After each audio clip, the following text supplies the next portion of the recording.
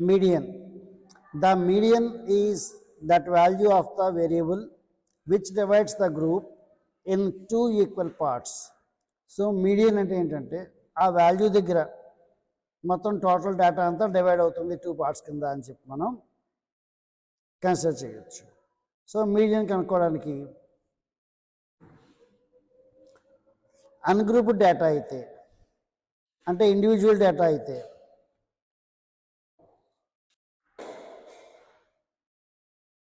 Ungrouped data తీసుకున్నప్పుడు అంటే ఏంటి ఇండివిజువల్ వాల్యూస్ అనమాట. ఇండివిజువల్ వాల్యూస్ కూడా మన దగ్గర ఉన్నప్పుడు మనం ఎలా మీడియన్ కనుక్కుంటాము? If the number of observations is odd then the median is the middle value after the observations arranged in ascending order or descending order of magnitude. అంటే first ఏం చేయాలి? ఇండివిజువల్ డేటా మన దగ్గర ఉన్నప్పుడు మనం వాటి అసెండింగ్ ఆర్డర్లో పెట్టుకోవాలి లేదా డిసెండింగ్ ఆర్డర్లో పెట్టుకోవాలి. మిడిల్లో ఉండే వాల్యూ ఏమవుతుంది? మనకి మీడియన్ అవుతుంది. అదే in case of even number of observations median is obtained as the arithmetic mean of the two middle observations after they are arranged in ascending or descending order of magnitude. అంటే అర్థం ఏంటి? Even number of observations ఉంటాయి. In general n/2 తీసుకోండి. n/2 item n/2 + 1 item ఆ రెండింటి యొక్క యావరేజ్ని మనం మీడియన్గా తీసుకుంటాము. ఫర్ ఎగ్జాంపుల్ ఇక్కడ 35, 12, 40, 8, 60 అనేటువంటి 5 వాల్యూస్ ఇచ్చారు. వీటి మనం ఏం చేస్తున్నాము అంటే ఒక అసెండింగ్ ఆర్డర్లో అరేంజ్ చేసుకుని 8, 12, 35, 40, 60 అలా అసెండింగ్ ఆర్డర్లో మనం అరేంజ్ చేసుకుని మిడిల్ వాల్యూ ఏదైతే ఉంటుందో అది ఎన్ని ఉన్నాయి వాల్యూస్ ఇక్కడ 1, 2, 3, 4, 5 ఉన్నాయి కాబట్టి మిడిల్ వాల్యూ 35 అనేది మీడియన్ అవుతుంది. అదే ఇప్పుడు మరో 60 అనేటువంటి మరో వాల్యూని తీసుకొచ్చి ఇక్కడ యాడ్ చేస్తారు, 50 అనే ఒక వాల్యూని తీసుకొచ్చి ఇక్కడ యాడ్ చేస్తారు అనుకోండి. అప్పుడు 8, 12, 35, 40, 50, 60 మొత్తం ఎన్ని ఉన్నాయి వాల్యూస్ ఇక్కడ? 1, 2, 3, 4, 5, 6 వాల్యూస్ ఉన్నాయి. 6 వాల్యూస్ ఉంటే n = 6 అనుకుంటే 6/2 అంటే ఎంత? n/2 అంటే ఎంత? 3. n/2 + 1 అంటే ఎంత? 4. ఈ 3, 4 వాల్యూస్ తీసుకుని వాటి యావరేజ్ కనుక్కుంటే అదే మనకు కావాల్సినటువంటి మీడియన్ అవుతుంది. సో ఏదైనా ఒక ఇండివిజువల్ డేటా ఇచ్చినప్పుడు మీడియన్ అనేది ఏంటి? Middle value. So number of items ఆడ్గా ఉంటే మిడిల్గా ఉండే టర్మ్నే మిడిల్ వాల్యూని మీడియన్గా తీసుకుంటాం. వీటి అసెండింగ్ ఆర్డర్లో ఆర్ డిసెండింగ్ ఆర్డర్లో అరేంజ్ చేసిన తర్వాత ఈ పని చేయాలి మనం. అదే ఈవెన్ నెంబర్ ఆఫ్ ఐటమ్స్ ఉన్నప్పుడు అప్పుడు కూడా ఒక అసెండింగ్ ఆర్డర్లో అరేంజ్ చేసి n వాల్యూస్ ఉన్నాయి అనుకుంటే n/2 అనే వాల్యూ తీసుకుని n/2 + 1 వాల్యూ తీసుకుని ఆ రెండింటికి మధ్య యావరేజ్ కలిపితే అదే మనకి మీడియన్ అవుతుంది ఇండివిజువల్ డేటాలో. ఇది ఒకవేళ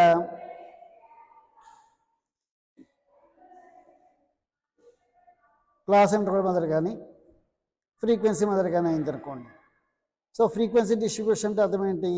మనకు కొన్ని ఎక్స్లు కరస్పాండింగ్ ఫ్రీక్వెన్సీస్ ఉంటాయి. In case of frequency distribution, where the variable takes the values x1, x2, so on xn, with respect to the frequencies f1, f2, so on fn, with sigma f is equal to n, capital N, total frequency. Median is the size of the కొన్ని బుక్స్లో n/2 అని రాస్తారు, కొన్ని బుక్లో n+1/2 అని రాస్తారు. ఏదైనా పెద్ద తేడా ఇవ్వదు. n+1/2 item or observation. In case the use of cumulative frequency distribution, the steps involved as follows. మనం ఏం చేయాలి? ఫస్ట్ క్యూములేటివ్ ఫ్రీక్వెన్సీ అనే దాన్ని మనం కన్సిడర్ చేయాలి. క్యూములేటివ్ ఫ్రీక్వెన్సీ అంటే అర్థం ఏంటి? ఫస్ట్ ఫ్రీక్వెన్సీని ఫస్ట్ దాని కాలంకి ఎదురుండా రాసుకుంటాం. 1 and 2 కలిపి సెకండ్ కాలం ఎదురుండా రాసుకుంటాం ఫ్రీక్వెన్సీస్. 1, 2, 3 ఫ్రీక్వెన్సీస్ యాడ్ చేసి థర్డ్ దానికి ఎదురుగుండా రాసుకుంటాం. 1, 2, 3, 4 ఫ్రీక్వెన్సీస్ యాడ్ చేసి ఫోర్త్ దానికి ఎదురుగుండా రాస్తాం. అంటే అప్పటిదాకా ఉన్నటువంటి ఫ్రీక్వెన్సీస్ యొక్క మొత్తంగా దీన్ని మనం అర్థం చేసుకోవచ్చు. ఫస్ట్ ఏం చేయాలి? క్యూములేటివ్ ఫ్రీక్వెన్సీ అనేది కన్స్ట్రక్ట్ చేయాలి.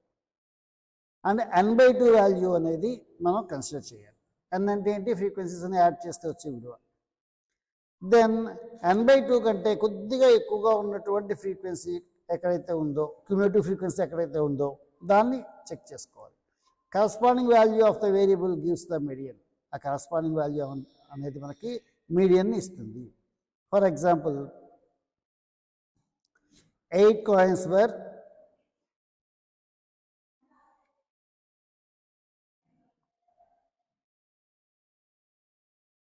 8 coins were tossed together and the number of heads resulting was noted.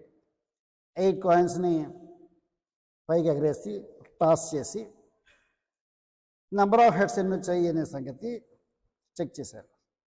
256 times చేశారు. The operation was repeated 256 times and the frequency distribution of the number of heads is given below. Frequency distribution ఇచ్చారు. అంటే 8 coins ఎగరేస్తే 0 heads ఒకసారి వచ్చాయి అనమాట. అంటే అన్ని times వచ్చాయి.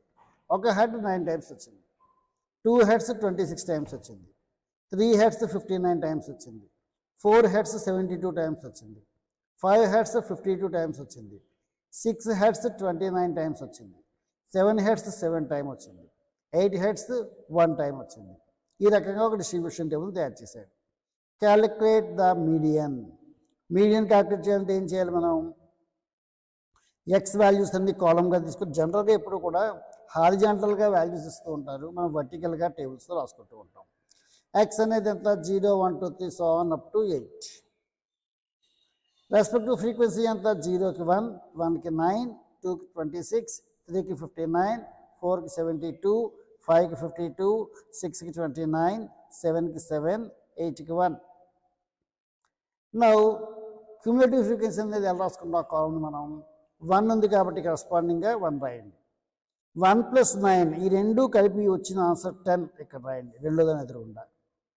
26 అంటే ఏం చేయాలన్నమాట? మనం థర్డ్ ప్లేస్లో 26 + 9 + 1 ఇక్కడ రాయాలి 36.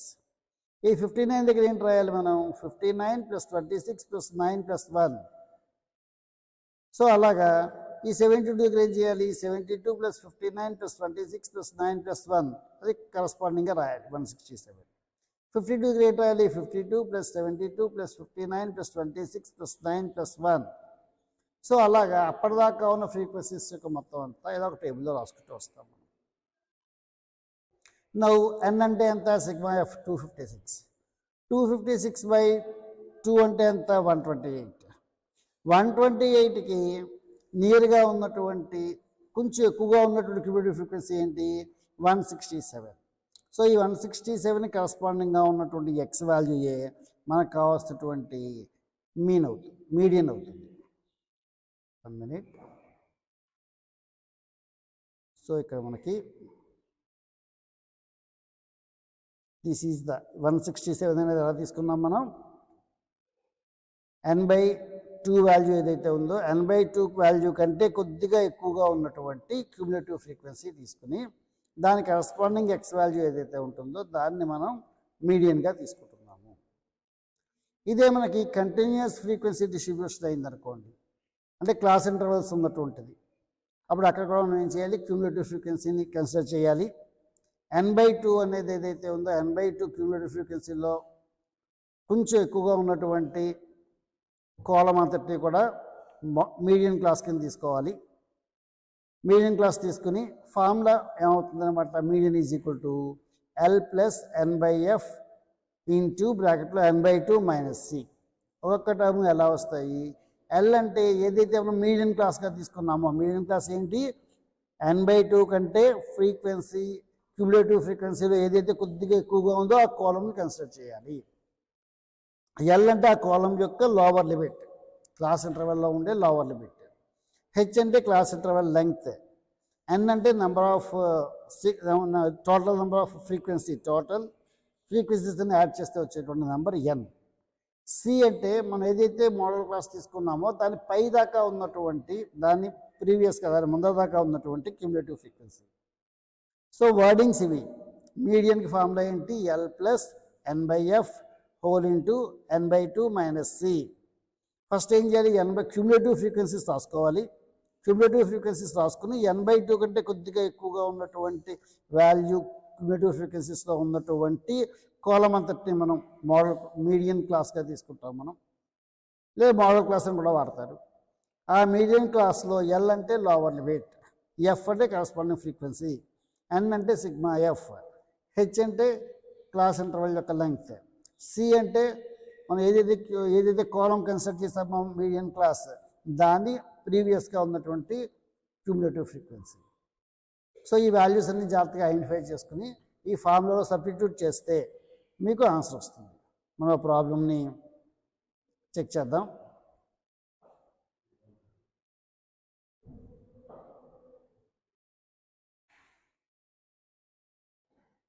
సో చూడండి, ఇక్కడ ఒక ప్రాబ్లం ఇచ్చాడు. The following table shows the age distribution of persons in a particular region. ఏమైంది, 0 to 10 మధ్యలో 2, 10కి 20కి మధ్యలో 3, 20కి 30కి మధ్యలో 4, 30కి 40కి మధ్యలో 3, 40కి 50కి మధ్యలో 2, 50కి 60కి మధ్యలో 1, 60కి 70కి మధ్యలో 0.5. కరస్పాండింగ్ ఫ్రీక్వెన్సీస్ ఉన్నాయి. ఈ ఫ్రీక్వెన్సీస్ ఈ క్లాస్ ఇంటర్వెల్. సో దీన్ని యూజ్ చేసుకుని ప్రాబ్లం చేస్తున్నాడు. కొంచెం క్లారిటీగా ఉండే లెక్క కూడా తీసుకుందాం మనం. Take this problem. The frequency distribution of weight in grams of mangoes of a given variety is given below. Calculate the arithmetic mean and median. 2 problems కూడా ఇందులో మాట్లాడుతున్నాడు. ఫస్ట్ ఏం చేస్తాం, ఇచ్చిన డేటా రాసుకుంటాం. ఇచ్చిన డేటాను రాసుకుని క్లాస్ ఇంటర్వల్స్ రాసుకుంటాం, ఫ్రీక్వెన్సీస్ రాసుకుంటాం. క్లాస్ ఇంటర్వల్స్ యొక్క మిడ్ వాల్యూస్ తీసుకోవాలి. మిడ్ వాల్యూస్ తీసుకుని దాన్ని ఎక్స్గా తీసుకోవాలి. ఎక్స్గా తీసుకుని ఈ ఎక్స్ని ఎఫ్తో మల్టిప్లై చేసుకుంటూ ఎక్స్ ఇంటూ ఎఫ్ అనేది తీసుకుని దాని నుంచి sigma X into F by sigma F రాస్తే అది మీడియన్గా వస్తుంది. అది జనరల్ ప్రొసీజర్. ఇక్కడ ఏం చేశారంటే డి దగ్గర జాగ్రత్తగా గమనించండి. ప్రతి ఎక్స్లోంచి కూడా ఒక వాల్యూ, ఒక పర్టికులర్ వాల్యూ 444 + 5 అనేదాన్ని సబ్ట్రాక్ట్ చేస్తున్నాడు. అలా సబ్ట్రాక్ట్ చేయడం ద్వారా కూడా మనకు వాల్యూస్ ఏమవుతాయి, తక్కువ అవుతాయి, చిన్నవి అవుతాయి వాటి వాల్యూస్.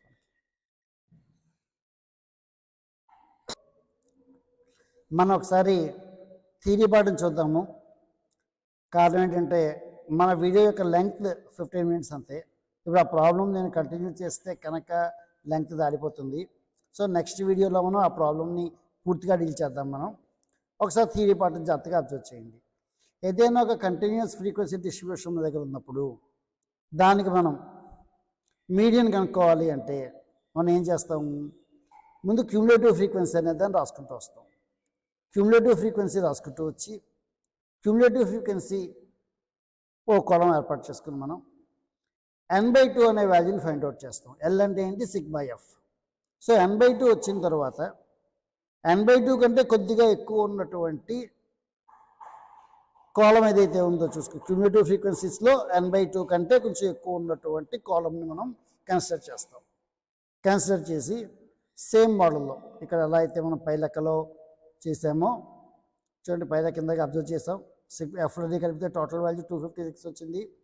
ఈ 256/2 రాసుకుని 128, 128 కంటే కొద్దిగా ఎక్కువ ఉన్నటువంటి 167 అనేటువంటి దానికి కాలం ఎలా తీసుకున్నామో అలాగే క్లాస్ ఇంటర్వల్ మెథడ్లో కూడా కాలం తీసుకుంటాం.